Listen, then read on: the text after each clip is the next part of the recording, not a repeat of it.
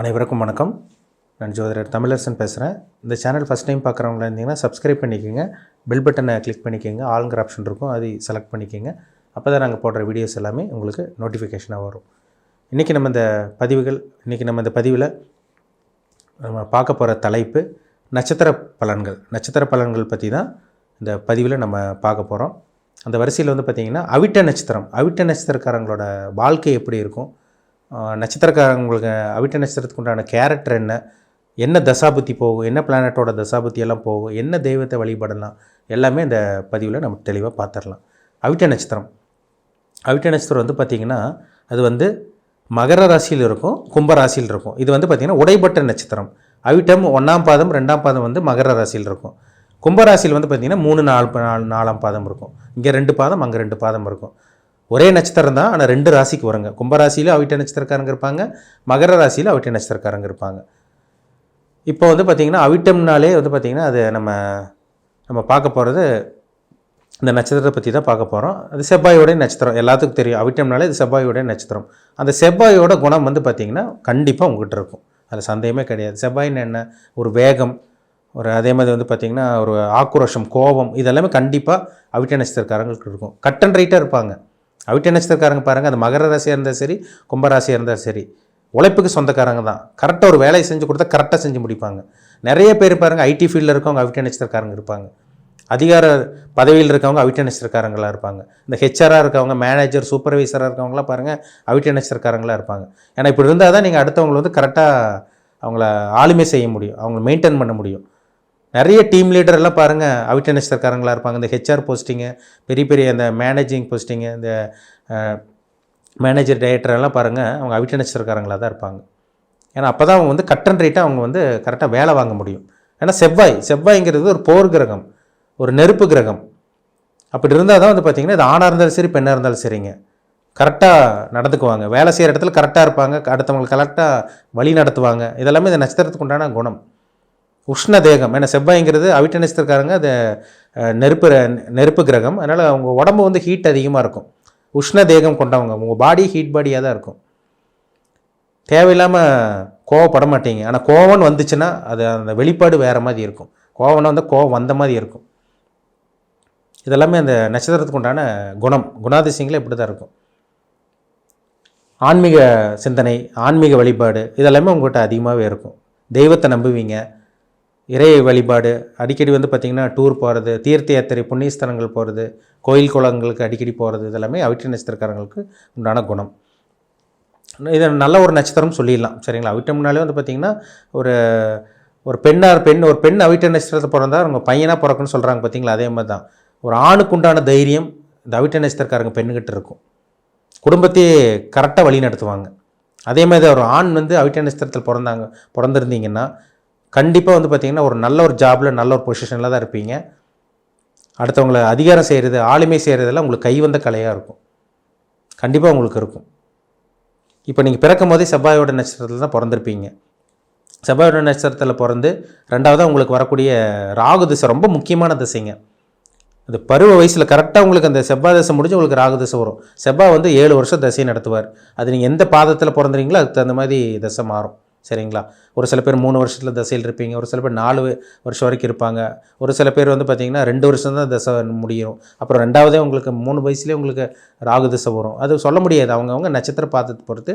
நீங்கள் மகர ராசியா கும்பராசியா நம்ம சொல்ல முடியாது. ஜாதகத்தை பார்த்தா தான் நம்ம தெளிவாக தெரிஞ்சுக்க முடியும், சொல்ல முடியும். இப்போ ராகு 2வது ராகு தசை 18 வருஷம் ராகு தசை நடக்கும். கிட்டத்தட்ட உங்களுக்கு 20 வயசு வரைக்கும் ராகு தசை நடக்கும்னு வச்சுக்கோங்களேன். ஒரு சில பேருக்கு 24 வயசு தாண்டலாம், 22 வயசு வரைக்கும் இருப்பாங்க. இந்த 20 வயசு வரைக்கும் நம்ம அப்ராக்சிமேட்டாக பார்ப்போம். 20 வயசு வரைக்கும் ராகு திசை, அந்த பள்ளி பருவத்திலே உங்களுக்கு ராகு திசை வந்துடும். ஒரு சில பேர் ராகு திசை சின்ன வயசுலேயே ஒரு நல்ல ஒரு வாழ்க்கை, கேட்டதெல்லாம் உங்களுக்கு நினச்சதெல்லாம் உங்களுக்கு கிடச்சிரும், அப்பா அம்மா வாங்கி கொடுத்துருவாங்க. ஒரு சில பேருக்கு சின்ன வயசுலேருந்து வறுமை, நீங்களும் கஷ்டப்படுவீங்க, உங்களால் அப்பா அம்மாவும் கஷ்டப்படுவாங்க. ஏன்னா ஒரு சில பேர் குழந்தை பிறந்ததுலேருந்து கஷ்டம்னு சொல்கிறாங்க பார்த்தீங்களா, இந்த அவிட்ட நட்சத்திரக்காரங்களாக தான் இருப்பாங்க. பிறந்ததுலேருந்து வறுமை. அப்புறம் 20 வருஷத்துக்கு அப்புறம் 20 வயசுக்கு அப்புறம் உங்கள் வாழ்க்கை மாறும். 20 வயசுக்கு அப்புறம் தான் பாருங்கள் ஒரு நல்ல ஒரு வாழ்க்கையை அந்த 16 வருஷம் அந்த குரு திசை கொடுக்கும். ஆனால் 20 வருஷம் நிறைய பேர் படாத பாடு பட்டுருவாங்க. சார் பிறந்ததுலேருந்து கஷ்டப்படுறோம், பிறந்ததுலேருந்து நூடுல்ஸ் ஆகிருக்கோம், இப்போ தாங்க சார் எங்கள் வாழ்க்கை நல்லாயிருக்கு, இப்போ 20 வயசுக்கு மேலே தான் நல்லாயிருக்கும், நிறைய அவிட்ட நட்சத்திரக்காரங்க சொல்லுவாங்க. ஏன்னா ராகு திசைங்க, சின்ன வயசில் வரக்கூடிய ராகு திசை வந்து அந்த படிப்பு மேலே, அந்த ராகு சின்ன வயசில் வந்தாலே படிப்பு கெடுத்து விட்டுரும், படிப்பு கெடுக்கும். அந்த காதல் மேலே, அந்த காமத்து மேலே நாட்டம், அதுதான் போகத்காரகன்னு சொல்கிறாங்க. காதல் காமத்து மேலே நாட்டம் அதிகரிக்கிறதே இந்த ராகு திசை தான். மைண்டு டிஸ்டர்ப் ஆகுங்க. இந்த ராகு திசை வந்தாலே பாருங்க, படிப்பில் கவனம் இருக்காது, மைண்ட் எங்கேயோ டைவெர்ட் ஆகும். தேவையில்லாத கெட்ட பழக்க வழக்கங்கள்லாம் இந்த ராகு திசையில் தான் நடக்கும். நிறைய பாருங்கள் அவிட்ட நட்சத்திரக்காரங்களுக்கு பாருங்கள், இந்த இளம் வயதில் உங்களுக்கு நடந்திருக்கும், சின்ன வயசில் லவ் வந்துடும். அது அந்த மைண்டு வந்து பார்த்திங்கன்னா எதாக இருந்தால் பிரம்மாண்டமாக தான் திங்க் பண்ணுவீங்க. தவறான பழக்க வழக்கங்கள் இதெல்லாமே இந்த ராகு திசையில் கண்டிப்பாக கொடுத்துருக்கும். ஆனால் ராகு நல்லவரோட சேர்ந்து அந்த ராகு திசை கெடுத்துருக்காது. ராகு கெட்டவரோட, சனியோட சேர்ந்து, சூரியனோட சேர்ந்து, செவ்வாயோடலாம் சேர்ந்துச்சுன்னா அந்த 18 வருஷம் ராகு திசை உங்கள் வாழ்க்கையே திசை திருப்பி இருக்குன்னு சொல்லலாம், வேறு வழியில் கொண்டு போயிருக்கு உங்களை. ஆனால் குரு திசை வந்து பார்த்திங்கன்னா வாழ்க்கைக்கு தேவையான அனுபவங்கள் எல்லாம் கிடச்சி ஒரு தெளிவாக, ஒரு நீட்டாக, கரெக்டாக அந்த குரு திசையில் கரெக்டாக இருப்பாங்க. 20 வயசில் முடிஞ்ச ராகு 36 வயசு வரைக்கும் உங்களுக்கு குரு திசை நடக்கும். அந்த குரு திசை வந்து பாருங்கள் நல்ல ஒரு ஜாபில் இருப்பாங்க. 20 வயசுக்கு மேலே பாருங்கள், ஒரு சில பேர் 20 வயசு வரை கஷ்டப்பட்டு 22 23 வயசுக்கு மேலே ஒரு நல்ல ஒரு கவர்மெண்ட் ஜாப் கிடச்சிரும். வீட்டில் இருக்கவங்க சும்மா இருந்தவங்கள வேலைக்கு போவாங்க, நல்ல ஒரு ப்ரொஃபஷனில் இருப்பாங்க. ஒரு சில பேர் பேங்க்கில் ஒர்க் பண்ணிகிட்டு இருப்பாங்க, ஐடி ஃபீல்டில் நிறைய பேர் இருப்பாங்க. ஒரு சில பேர் பிஸ்னஸ் எடுத்து பண்ணிகிட்டு இருப்பாங்க. இதெல்லாமே இந்த குரு திசையில் நடக்கும். ஏன்னா 36 வயசு வரைக்கும், கிட்டத்தட்ட 35 வயசு வரைக்குமே சொல்லலாம் குரு திசை நடந்துரும்னு சொல்லலாம். அந்த குரு திசை உங்களுக்கு யோகமாக இருக்கணும்னா பர்த் சார்ட்டில் குரு கெடாமல் இருக்கணும். குரு வந்து பார்த்திங்கன்னா நீங்கள் வந்து ரிஷப லக்னத்திலையோ இல்லை துலாம் லக்னத்திலையோ பிறந்தீங்கன்னா அந்த குரு திசை பெருசாக வேலை செய்யாது. அப்போ சனி திசை தான் பார்க்கணும், சனி திசையை நல்லது பண்ணுமா கெட்டது பண்ணுமா, அது பர்த் சார்ட்டில் பொறுத்து, சரிங்களா, ஜாதகத்தை பொறுத்து. இப்போ வந்து இந்த குரு திசை வந்து ஒரு சில பேருக்கெல்லாம் குரு திசையிலே ஒரு சில பேருக்கு வாழ்க்கையை மாற்றி விட்டுறது. 35 வயசுலேயே, 20 வயசுலேருந்து 35 வயசுக்குள்ளேயே ஒரு சில பேர் லைஃப் வந்து மாறிடுது. ஒரு சில பேருக்கு, ஒரு சில பேர் அப்படியே இருப்பாங்க. பிறந்ததுலேருந்து பாருங்கள் ராகு திசையும் கெட்டு குரு திசையும் கெட்டவங்களுக்கு பாருங்கள் 35 வயசு வரைக்கும் கஷ்டம். அந்த 33 34 35 வயசுக்கு அப்புறம் தான் ஒரு சில பேருக்கு வாழ்க்கையே நல்லாயிருக்கும். அப்போ தான் ஒரு ஒளி தெரிகிற மாதிரி இருக்கும் வாழ்க்கையில். ஏன்னா 3 சனி திசை, அந்த சனி திசை வந்து பாருங்கள், ஒரு சில பேர் மிதன லக்னத்தில் பிறந்திருப்பீங்க, கன்னி லக்னத்தில் இருப்பீங்க, தனுசு லக்னத்தில் பிறந்தவங்களுக்கு கூட சனி திசை நல்லது பண்ணும். துலாம் லக்னம், மிதன லக்னம், கன்னி லக்னம், துலாம் லக்னம், தனுசு லக்னம், மகர கும்ப லக்னக்காரங்களுக்கெல்லாம் சனி திசை யோகத்தை செய்யும், நல்லது பண்ணும். எந்த லக்னத்து சனி திசை வரக்கூடாது? மேஷ லக்னத்து சனி திசை வரக்கூடாது. மேஷ லக்னமாக இருந்தீங்கன்னா சனி திசை பெருசாக வேலை செய்யாது. கடக சிம்ம லக்னத்துக்காரருக்கு சுத்தமாக சனி திசை வேலை செய்யாது. அப்போ இந்த லக்னக்காரங்களுக்கெல்லாம் நீங்கள் மேஷம் கடகம் சிம்ம லக்னத்தில் மட்டும் நீங்கள் பிறக்காமல் இருந்தீங்கன்னா கண்டிப்பாக அந்த 35 வயசுக்கு மேலே உங்களுக்கு ஒரு நல்ல ஒரு வாழ்க்கையை அமைஞ்சிரும். நிறைய பேர் வாழ்ந்துட்டு இருக்காங்க அந்த மாதிரி. ஏன்னா ஜாதகத்தில் சனி நல்ல ஒரு அமைப்பில் இருக்கிறனால நிறைய அவிட்ட நட்சத்திரக்காரங்களுக்கு ஒரு நல்ல ஒரு லைஃபு வாழ்ந்துட்டுருக்காங்கிறதுல சந்தேகமே கிடையாது. அப்புறம் வந்து பார்த்திங்கன்னா இந்த உங்களுக்கு இந்த ராகு திசை முடிஞ்சு உங்களுக்கு குரு திசை 35 வயசு வரைக்கும் நடக்கும். அதுக்கப்புறம் உங்களுக்கு 55 வயசு வரைக்கும் கிட்டத்தட்ட உங்களுக்கு அப்ராக்சிமேட்டாக சொல்கிறேன், 55 வயசு வரைக்கும் சனி திசை நடந்து கிட்டத்தட்ட உங்களுக்கு 67 வயசு வரைக்கும் உங்களுக்கு வந்து பார்த்திங்கன்னா புதன் திசை வரும்.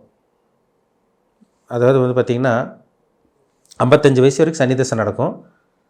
அப்புறம் வந்து உங்களுக்கு 17 வருஷம் புதன் திசை நடக்கும், 67 கிடையாது. கிட்டத்தட்ட போயிடும் உங்களுக்கு 70 பக்கமே வந்துடுங்க உங்களுக்கு. அப்போ அதில் அந்த புதன் திசை எப்படி வேலை செய்யுது, அந்த புதன் உங்கள் ஜாதகத்தில் எங்கே இருக்குது? மேஷ லக்னத்துக்கும் விருச்சிக லக்னத்துக்கும் புதன் திசை வேலை செய்யாது. அந்த புதன் வந்து லக்னத்துக்கு யோகமான கிரகமாக இருந்தால் அந்த புதனில் வந்து பார்த்திங்கன்னா குழந்தைகளெல்லாம் செட்டில் பண்ணிடுவீங்க. குழந்தைகளை வந்து பார்த்திங்கன்னா இப்போ ஃபாரின் அனுப்புறது, வெளிநாடு போகிறது, இல்லை நீங்களே செட்டில் ஆகிறது, இதெல்லாமே இந்த புதன் திசையில் நடக்கும். ஒரு சில பேர் 55 வயசுக்கு அப்புறம் தான் செட்டில் ஆவாங்க. நிறைய பேர் பார்த்துருப்பீங்க, அவிட்ட நட்சத்திரக்காரங்க இருப்பீங்க கண்டிப்பாக. இளம் வயதில் கஷ்டப்பட்டாலும் நடுத்தர வயது ஓரளவு சுமாரான வாழ்க்கை அமைஞ்சு 50 வயசுக்கு மேலே ஒரு நல்ல ஒரு வாழ்க்கையை வாழ்கிறதுனால அந்த புதன் திசையில் ஏற்படுறதை பார்க்க முடியுது, கண் கூட பார்க்க முடியுது. ஏன்னா அவிட்ட நட்சத்திரக்காரங்க ஆரம்ப பகுதியில் கொஞ்சம் சிக்கல் தான், பிரச்சனை தான். 20 வயசுக்கு மேலே தான் ஒரு சில பேர் நல்லா இருக்காங்க.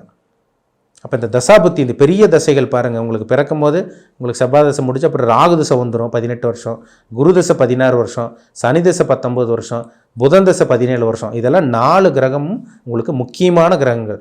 வாழ்க்கையை திருப்பி போடக்கூடிய கிரகமே இந்த 4 கிரகம் தான். அது லக்னத்துக்கு நல்ல லக்னத்தில் பிறந்தீங்கன்னா நல்ல யோகத்தை செய்யும்.